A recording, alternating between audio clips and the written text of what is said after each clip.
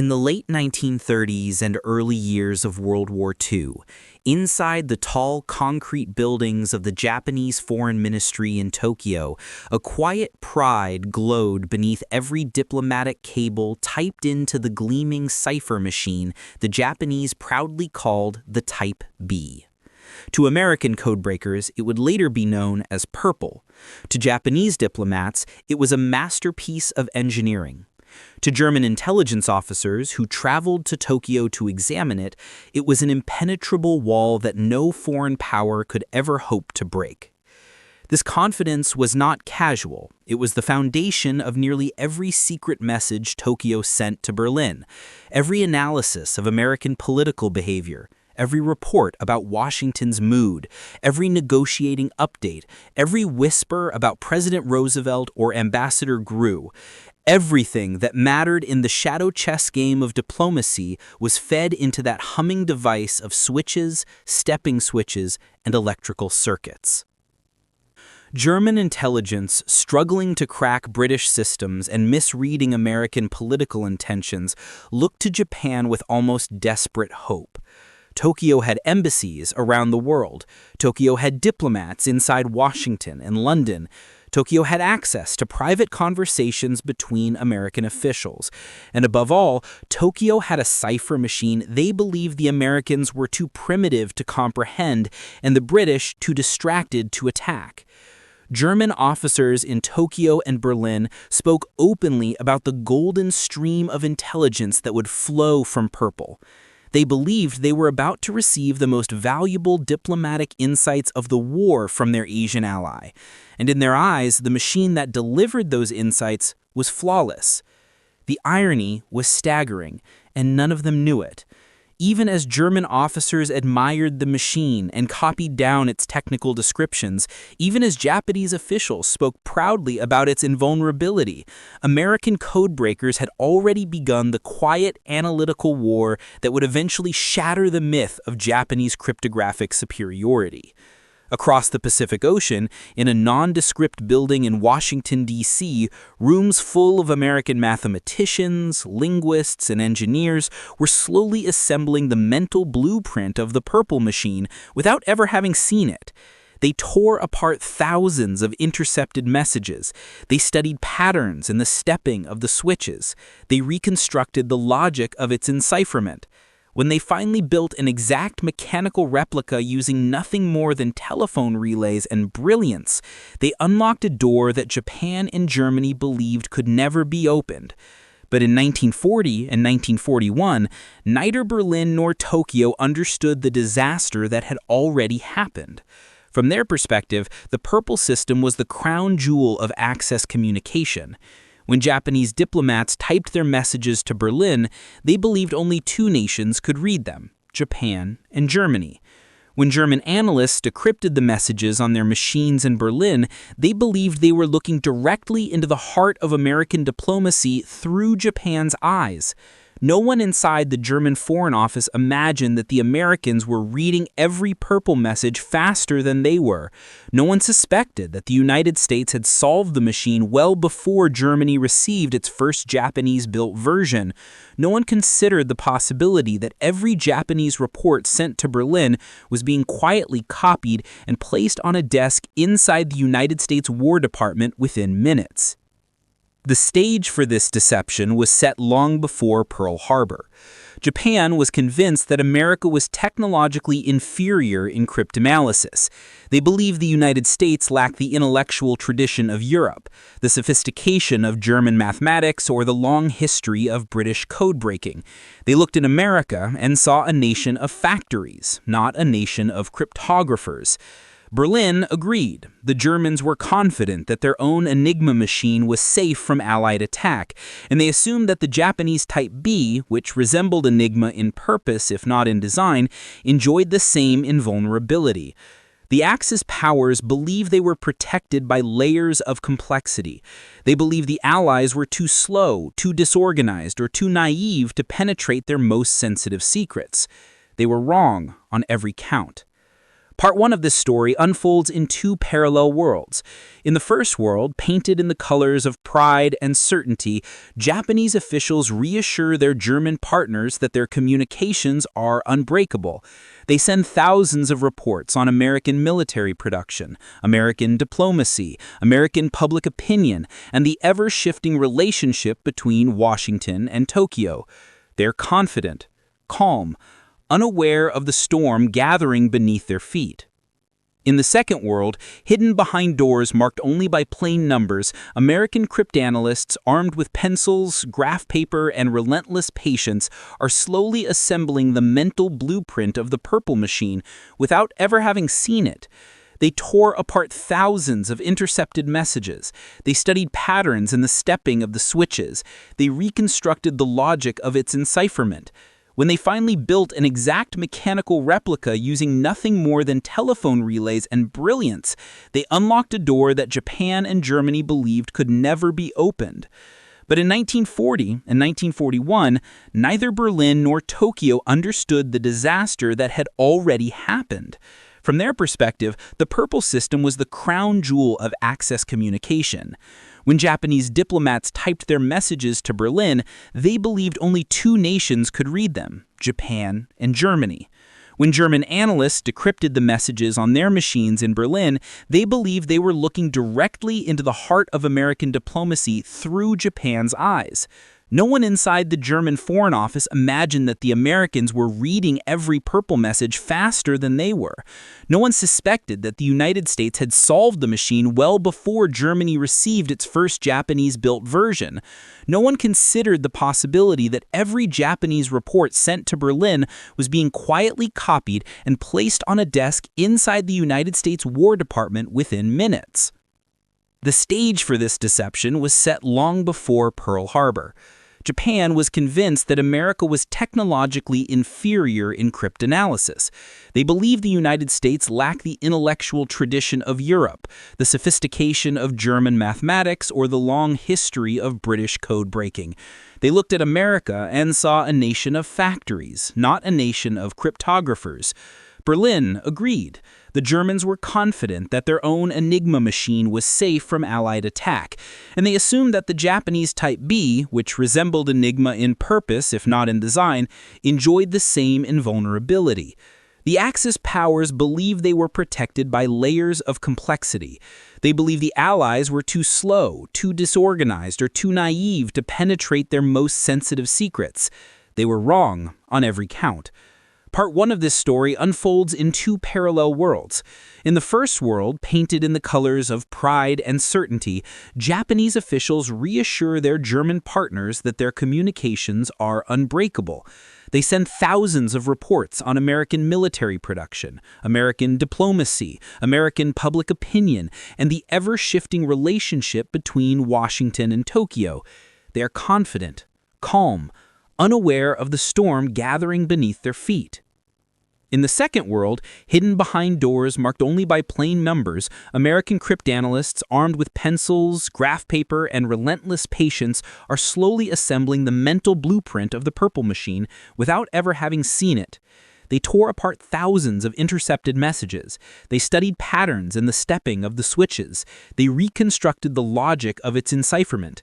When they finally built an exact mechanical replica using nothing more than telephone relays and brilliance, they unlocked a door that Japan and Germany believed could never be opened.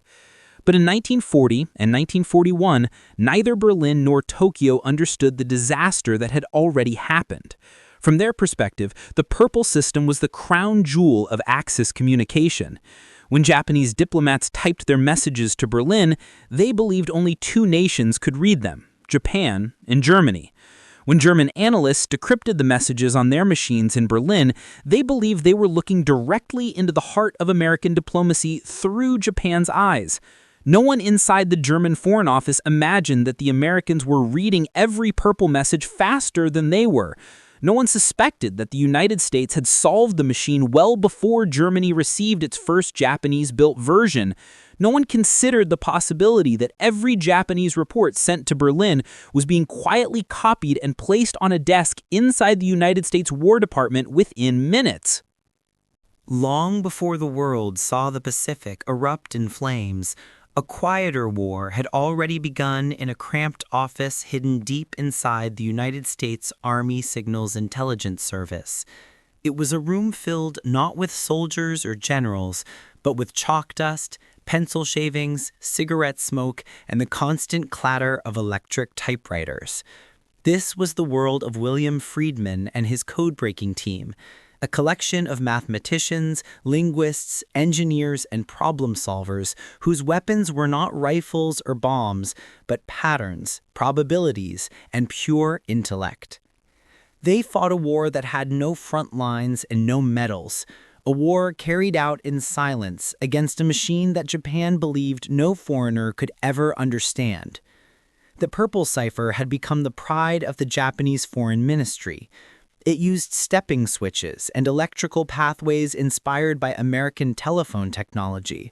It produced an encryption so complex that even Japanese cryptographers who worked with it daily could not reverse engineer a message without the machine itself.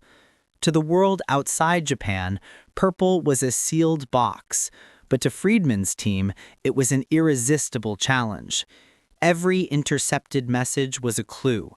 Every repeating pattern, every statistical anomaly, every shift in character frequency offered a tiny opening into the maze. Friedman himself had spent decades preparing for this moment. He had studied the mathematics of encipherment, developed new analytic techniques, and built the intellectual foundation of modern cryptology. His team respected him with the kind of quiet loyalty that comes from knowing you are in the presence of someone whose brilliance defines the room. Yet even for them, purple seemed impossible at first. The machine was unlike anything they had ever studied. It had no rotors, no drums, no obvious mechanical analog. It behaved like a logic puzzle that rewrote itself every time you thought you had found the answer. For months, the team worked in long, exhausting shifts. They sorted messages by hand. They mapped out possible switching patterns. They debated every hypothesis. The work was tedious and often maddening. Messages that looked similar would suddenly diverge. Patterns that appeared stable would collapse at the next intercept. The Japanese operators changed settings regularly, sometimes daily, creating an ever-shifting landscape that tested every tool in the American arsenal. But the SIS codebreakers possessed something the Japanese did not expect. They had patience, they had imagination, and most of all, they had Rowlett, Sinkoff, Coolback, and a handful of other minds whose intuition bordered on genius. The breakthrough came slowly, then suddenly. The Americans realized that purple used 6 telephone stepping switches, each wired differently to permute groups of letters. By modeling the behavior of these switches mathematically, the team could guess how each message had been transformed. Piece by piece, they reconstructed the internal wiring of a machine they had never seen. They built wooden mock-ups. They tested theories on chalkboards that filled entire walls. They plotted the movement of letters like astronomers tracking the motion of stars. Finally, after nearly 2 years of work, they reached the moment that felt like opening a sealed vault. They had recreated purple. Their replica, built from telephone relays and metal circuits, produced outputs that matched Japanese intercepts perfectly. The Americans had not stolen the machine, they had not captured one, they had built their own version from pure logic. When the first decrypted text emerged clean and coherent from the American machine, the room fell into a stunned silence. It was a diplomatic cable from the Japanese Foreign Ministry. The words were clear. The meaning was unmistakable. For the first time, the United States could read Japanese state secrets in real time. From that moment forward, magic, the code name for all intelligence derived from purple, became one of the most powerful tools the United States possessed. A stream of messages began to pour through the machine every day. Information about Japanese negotiations with the United States, Japanese views on British and American diplomacy, Japanese analysis of the global political climate, and most astonishing of all, Japanese reports to Germany. Each message was typed, translated, evaluated, and placed in a plain folder marked for the eyes of senior officials only. The president himself would receive summaries in his morning intelligence briefings. Cabinet members saw them. Senior military leaders saw them. These summaries were locked in safes, carried by couriers under armed guard, and discussed only behind closed doors. The American officials who read these reports knew exactly what they were looking at. They were seeing the war through the lens that Japan used to brief Germany. They were hearing how Japan described American strategy to its European ally. They were uncovering Axis diplomatic intersections that would otherwise have remained invisible. This was not simply espionage, it was a strategic superpower. Inside the SIS office, the atmosphere shifted. The team felt the weight of their accomplishment, but also the responsibility of protecting what they had built. The mere existence of the replica purple machine became one of the most closely guarded secrets in Washington. The United States could not allow Japan to suspect anything. They could not let Germany imagine that its intelligence stream had been compromised. Every intercepted message was handled with the care one would give to a priceless relic.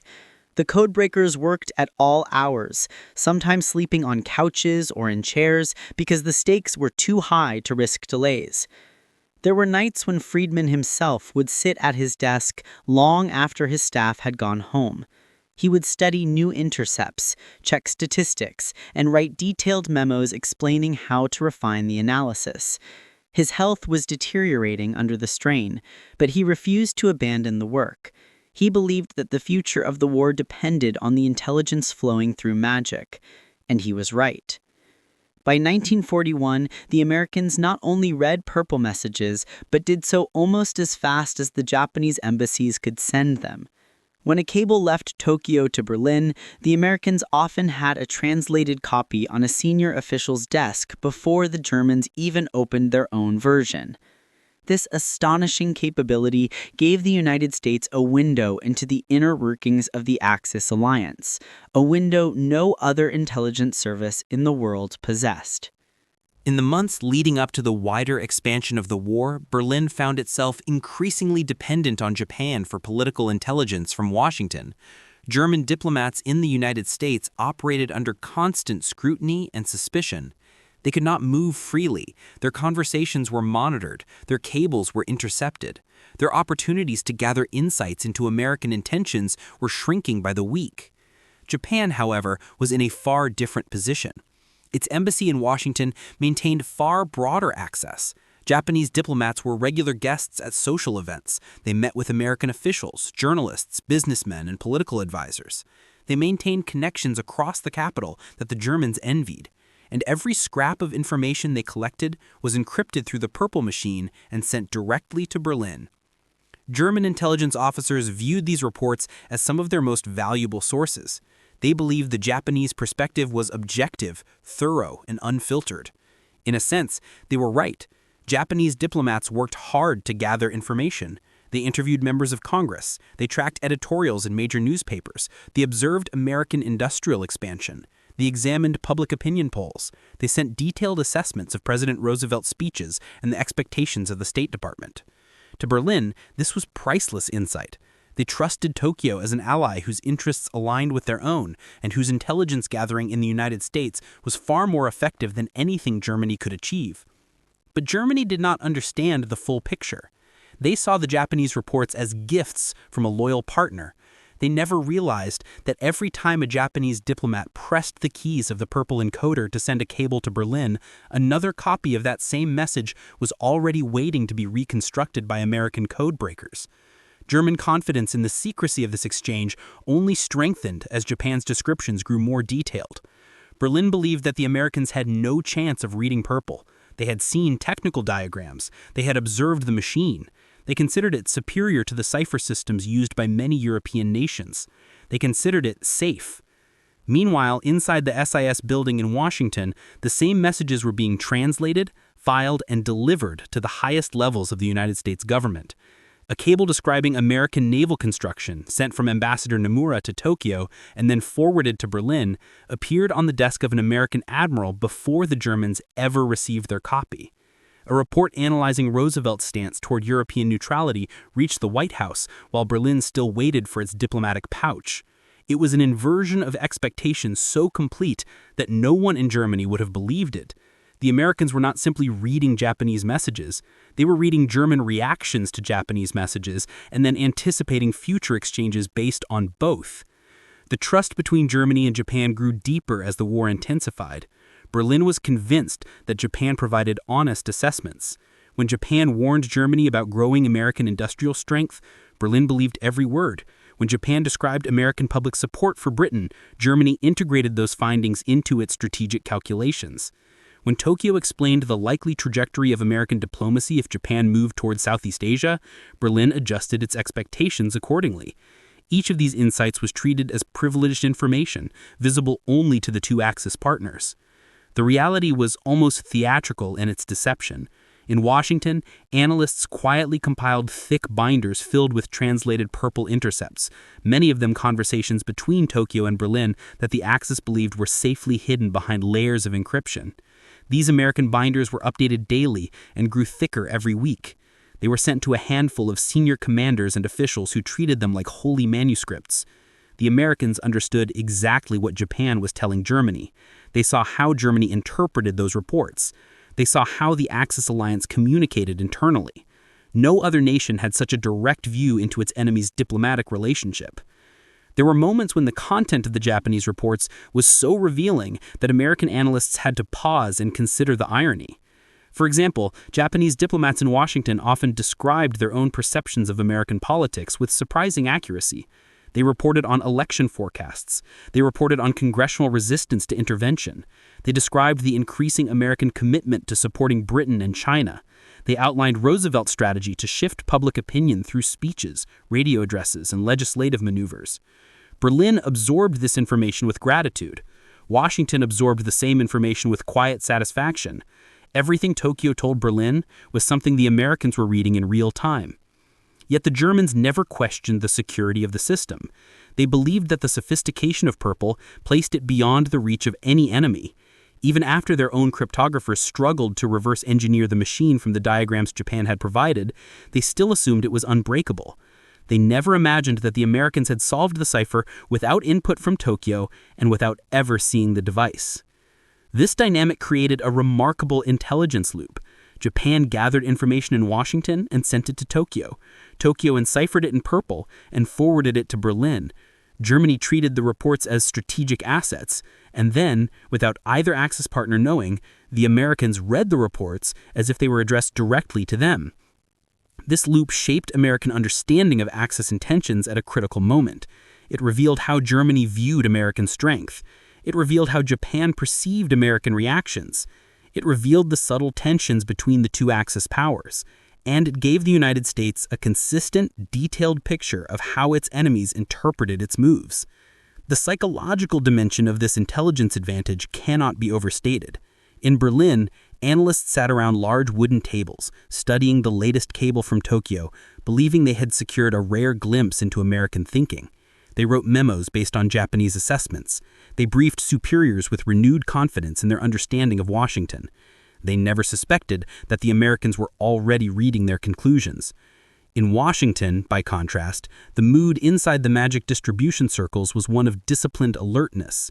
Senior officials knew that their window into Axis diplomacy came with enormous responsibility. They did not act rashly. They did not broadcast their advantage. They quietly integrated the intelligence into policy decisions, defense planning, and diplomatic strategy, always mindful that one mistake could reveal the truth and shut down their access forever. Part 3 ends with the image of two rooms separated by an ocean. In Berlin, German officers lean over a freshly decoded Japanese cable, believing they hold exclusive knowledge.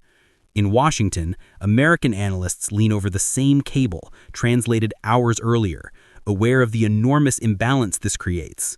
One side lives in confidence, the other lives in secrecy, and only one of them understands that the secret has already changed the course of the war. As American cryptanalysts continued to pull apart the secrets of the Purple Machine, the intelligence flowing into Washington began to shape the nation's understanding of the war in ways few historians fully appreciate. Magic was not simply a window into Japanese diplomacy, it was a mirror, reflecting the hopes, fears, and strategic illusions of both Axis partners. Through these messages, the United States saw how Tokyo interpreted American politics and how Berlin interpreted Tokyo's interpretation. It was like reading an enemy's diary and then reading another enemy's commentary on that diary. This layer upon layer of insight gave the United States an almost unprecedented advantage. One of the earliest shocks came when Japanese diplomats described President Roosevelt's private view of the European conflict. In late 1940 and early 1941, purple messages detailed conversations that Japanese envoys had with American officials and political observers. Tokyo reported to Berlin that Roosevelt believed Germany could still be contained if Britain held out long enough. They reported that Roosevelt had no intention of allowing American industry to slow its expansion. They described the president's confidence that the economic power of the United States could support both Britain and China simultaneously.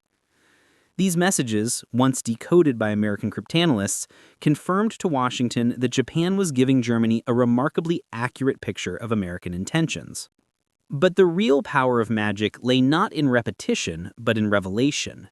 On several occasions, Japanese diplomats sent analyses so detailed that American officials reading them felt as if they were looking into a well-polished lens designed to help Germany understand the United States. One such example involved a lengthy Japanese assessment of American aircraft production. Tokyo reported that factories in California and the Midwest were preparing to mass-produce heavy bombers, including the B-17 and the B-24. They noted that American production lines were expanding at a pace beyond what Germany suspected. When this same cable reached Berlin, the Germans used the analysis to refine their expectations of future American military strength. Washington, reading both Japan's report and Germany's internal reaction to it, saw the Axis powers forming a picture of the United States that was far more accurate than American leaders expected. This insight helped shape early American decisions about industrial mobilization. If the Axis already understood how rapidly America was rearming, then the United States had no reason to conceal its pace. Instead, officials could lean into bold production targets, knowing that their enemies already anticipated those moves. Magic allowed them to understand which secrets were no longer secret. Another moment came when Japanese diplomats described American views on the Soviet Union. Japan informed Berlin that American officials believed the Soviet Red Army could survive a prolonged war if Germany invaded. They ranked Soviet industrial relocation, manpower reserves, and defensive depth with surprising precision. Berlin absorbed this information with interest, still committed to its plans, but the Americans reading the same analysis recognized how deeply Axis partners were sharing evaluations. When Operation Barbarossa began, Magic gave Washington a baseline. They already knew what Japan had told Germany about America's expected reaction to a German-Russian conflict. But some revelations were more subtle. At times, Tokyo offered Berlin opinions that revealed Japanese miscalculations rather than American vulnerabilities. In one cable, Japanese diplomats argued that the United States remained divided on whether to aid Britain. They underestimated Roosevelt's political skill and the growing shift in American public sentiment. Magic allowed the United States to see not only what Japan believed, but also how Germany absorbed those beliefs. When Germany acted on assumptions built on flawed Japanese analysis, Washington quietly took note. Magic was not simply revealing facts, it was revealing misunderstandings. Perhaps the most remarkable set of insights came when Japan described its negotiations with the United States regarding oil and access to Southeast Asia. These messages were detailed and urgent. They outlined the Japanese government's increasingly desperate debate over whether to accept American demands or pursue expansion by force. They revealed the speed at which Japan's military faction was gaining influence inside the cabinet. They described the likelihood that Japan would eventually choose war if negotiations failed. Berlin read these reports with strategic interest. They saw a potential ally preparing for confrontation. Washington read them as warnings. They saw a timeline taking shape. They understood that Japanese diplomacy was nearing a breaking point. Magic gave American officials an early understanding of the crisis that would eventually culminate at Pearl Harbor. It provided context that no American diplomat could have obtained through official channels alone. Yet some of the most surprising messages involve Japan's views of Germany itself. In several purple cables, Japanese diplomats privately expressed doubts about Hitler's long-term strategy. They questioned the wisdom of provoking both Britain and the Soviet Union. They worried about the structural weaknesses in Germany's resource base. And yet, these same doubts were sent to Berlin as part of a broader analysis. Washington, reading both Japan's report and Germany's internal reaction to it, saw the Axis powers forming a picture of the United States that was far more accurate than American leaders expected. This insight helped shape early American decisions about industrial mobilization. If the Axis already understood how rapidly America was rearming, then the United States had no reason to conceal its pace. Instead, officials could lean into bold production targets, knowing that their enemies already anticipated those moves. Magic allowed them to understand which secrets were no longer secret. One message in particular illustrated the almost surreal clarity Magic provided. Japanese diplomats reported to Berlin that American naval officers believed Germany was preparing to intensify submarine warfare. Berlin received this cable and adjusted its expectations accordingly. But the Americans, reading the same cable, now knew exactly what Germany believed the United States believed Germany intended to do. This layered insight bordered on the philosophical. It allowed American strategists to construct anticipatory models based on enemy assumptions rather than enemy actions alone. In the final months before war erupted across the Pacific, Magic shaped American decision-making in subtle but profound ways. It offered confidence to some officials and caution to others. It provided clarity where American diplomacy was clouded and revealed tensions where intelligence had been thin. Above all, it allowed the United States to see the Axis not as an impenetrable alliance, but a nervous partnership riddled with uncertainty. Part 4 closes with the image of a filing cabinet in a locked room in Washington. Inside it are folders of Magic intelligence, each containing translations of messages that Tokyo and Berlin both believed were secure. Those words traveled thousands of miles across cables and radio waves. They passed through 2 capitals of the Axis, and then they ended up in Washington, quietly shaping the American understanding of a war that had not yet fully come. In the autumn of 1945, as the smoke of the Second World War finally cleared and the nations of the defeated Axis tried to understand how everything had collapsed around them, fragments of truth began to surface like wreckage rising from the ocean floor. For years, German intelligence officers had clung to the belief that their setbacks came from overwhelming American industry, British endurance, or simple bad luck. They never imagined that the collapse of their strategic understanding had begun long before the first Allied soldier stepped onto European soil. They did not know that a quiet betrayal, unintended but devastating, had been running through the heart of the Axis alliance since the earliest days of the war. The revelation began when Allied interrogators and intelligence officers questioned senior German diplomats and intelligence personnel about their wartime communications with Japan. The Germans spoke confidently of their partnership. They described how valuable the Japanese diplomatic reports had been and how deeply they had trusted the Purple Cipher system. Many still believed that the machine, although eventually shared with Germany, had remained unbroken throughout the war.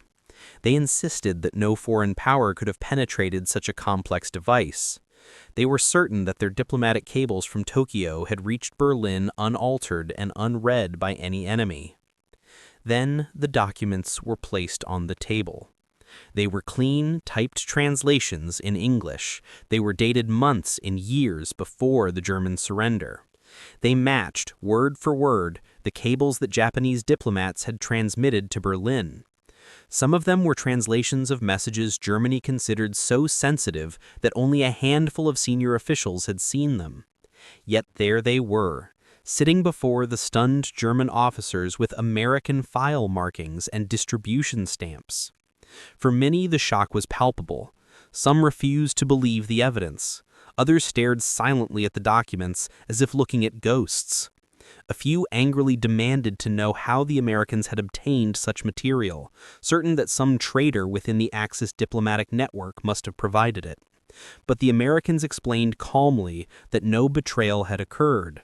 There had been no informant, no captured machine, no stolen documents from inside the German Foreign Office. The Americans had simply solved the Japanese purple cipher years before Germany ever laid hands on one of the machines. As the explanation unfolded, a realization spread across the German officers that felt less like a revelation and more like slow humiliation. Every message that Tokyo had trusted them with had been read in Washington. Every prediction, every analysis, every diplomatic observation, every strategic evaluation that Germany believed was hidden behind layers of Japanese encryption had been intercepted, decrypted, translated, and delivered to American officials long before many German leaders even saw their own copies. The Axis had believed itself protected by complexity. Instead, that complexity had become a spotlight illuminating every secret they tried to share. One German officer, confronted with the truth, struggled to speak. He had spent the war evaluating Japanese reports, writing analyses, and briefing superiors. He had treated those cables with the seriousness of a man handling state treasure. Now he understood that each of those reports had been visible to the very enemy they had sought to deceive. Eventually, he managed a sentence, written later in post-war interviews. Japan thought it shared secrets with us. They shared them with America. The line captured the full weight of the disaster. It was not anger directed at Japan. It was an expression of bitter disbelief, a recognition that fate had played a cruel trick on the Axis powers. Japan had not betrayed Germany. Japan had simply trusted a machine that did not deserve that trust. Germany had not failed to protect its diplomatic channels. Germany had placed faith in a system that was already defeated before the war had begun. The implications unfolded like a map unrolling across a table. Germany realized that many of its strategic miscalculations had been built upon intelligence that the Americans were reading in real time. The Americans had watched how Germany interpreted Japanese reports. They knew when German overestimated American isolationism. They knew when German misunderstood Roosevelt's resolve. They knew when Germany misread American industrial capacity. They even knew when Germany placed too much confidence in Japanese assessments of the Soviet Union or British endurance. All of this had shaped Allied decisions, and none of it had been visible to the Axis. In the months after the war ended, German intelligence professionals tried to understand how the Americans had achieved such a breakthrough. They asked for technical details. They asked how the Americans had reconstructed the logic of the purple machine without ever seeing it. When the Americans explained that the device had been replicated using telephone relays and mathematical deduction, the Germans were stunned. They had held the actual machine in their hands, but their own cryptographers had never fully understood its principles. The Americans, working from intercepted radio traffic alone, had grasped its internal structure perfectly. For the Japanese officials who later learned of the Purple Compromise, the news carried its own form of anguish. They had believed their diplomatic system secure. They had believed their communications were reaching Berlin untouched. Some Japanese diplomats, reflecting on the revelation, said that the knowledge was worse than defeat. It meant that the secrecy they relied upon had been an illusion from the beginning. The machine they trusted had betrayed them without ever intending to. But for Germany, the emotional wound was deeper. Japan had been their partner. They had shared their fears, their hopes, and their strategic calculations through a channel both believed untouchable. Now they understood that the Americans had sat invisibly in the room with them, listening to every word. The war had not been fought on equal terms. Germany had been outmaneuvered before it had even drawn its sword. Part 5 ends with a quiet image. A German officer, once proud of his intelligence work, sits alone in a bare room of an Allied detention facility. Before him lies a stack of decoded Japanese cables, each stamped with American markings, each representing a moment when the Axis partners believed they were speaking in absolute secrecy. He picks up one, reads the date, and closes his eyes. In that silence, he finally understands that the war had been lost not only on the battlefields of Europe, but in the wires, circuits, and calculations of a small group of American cryptanalysts who won one of the most decisive victories of the war without firing a single shot.